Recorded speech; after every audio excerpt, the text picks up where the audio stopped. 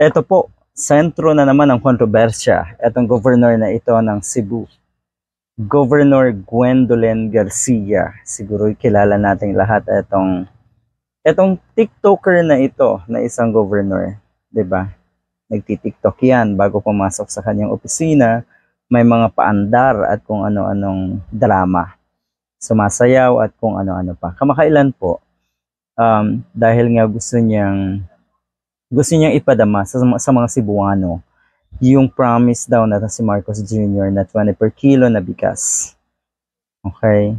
Kaya ayun, ipinatupad niya yung pagbibenta nga ng 20 per kilo ng bigas. Kaya lang kasi maraming nabisto dito sa kanyang kuno ay adhikain, magandang adhikain, malasakit sa mga kababayan. Pero yun nga, una pa lang, ang sinabi niya ay para lang maisakatuparan yung promise ni Marcos Jr. Okay. So yun yung kanyang intensyon, magpabango sa nasa Malacanang. Ganun na ganun 'di ba? So yun, ang problema na itong 20 per kilo na bigas doon pala sa Cebu ay hindi ka naman makakabili kung ikaw ay isang sabihin na natin nasa middle class. Dahil kuno, ang dapat lang o ang pwede lang bumili dito o nung 20 per kilo na bigas na yan ay yung mga mahihirap. Alright. So anong nangyari? Naku na, lalong nagkandaletse-letse etong programa or etong adhikain na ito na itong si Garcia. Dahil una pa lang naman kasi hindi talaga isang solution na pangmatagalan para sa mga mahihirap. Ito lang ay gustong magbabango sa nasa Malacanang katulad ng sinabi ko. So ito po ang nangyayari ngayon. Agarang suspensyon sa pagbebenta ng 20 per kilo na bigas sa lahat ng lungsod at bayan sa Cebu. Ipinag-utos ni Governor Gwendolyn Garcia dahil sa paglobo ng listahan ng mahihirap na Cebuanos. Yon. So nakalista pala yung mga bumibili at dapat naandun ka sa level na yon. Mahirap, poor, individual or family para nga maka-avail ng 20 per kilo na bigas. You see?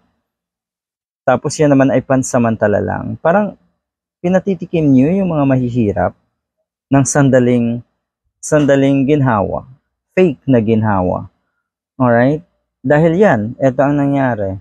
Lumobo daw yung listahan. Parang naging bad record ito sa Cebu na napakarami palang mahihirap na kababayan natin dyan. So yan po ang nangyari, ipinatigil. Okay. Paglobo ng listahan ng mahihirap sa Cebu na Cebuanos na pinahihintulutang makabili ng murang bigas. Okay. So yan. Ang daming mahihirap pala dahil syempre lahat gustong bumili. Okay? Dito sa ganitong ginawa na si Garcia, hindi mo na talaga ma-identify kahit siguro hindi naman kahirapan, gugustuhin talaga na kahit papaano makatipid. Okay? So lalong gumulo yung kanyang adhikain. Negatibo na nga yung adhikain, lalo pang napasama. Alright. Sabi nung isang pulahan din to, you must be poor or die hard din to. Every time you buy it because it is only for the poor.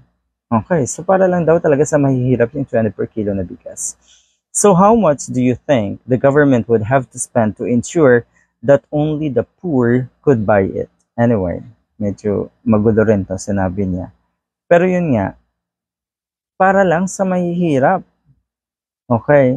Malaking panloloko ito. Malaking paasa rin to sa mga kababayan niyo po dyan sa Cebu, sa mga constituents niyo dyan sa Cebu.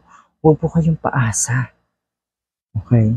Huwag po kayong plastic na kunwari kayo po ay concerned sa mga constituents ninyo. 'Di ba? Matindi. So ayun, ito ang nangyari ngayon. Abay, nasa record na napakarami parang mahihirap na Cebuanos. No wonder kung sino yung mga nakaupo dyan ngayon. Kayo. Okay? Isa nga, eto si Governor Garcia. Kahihiyan nyo yan.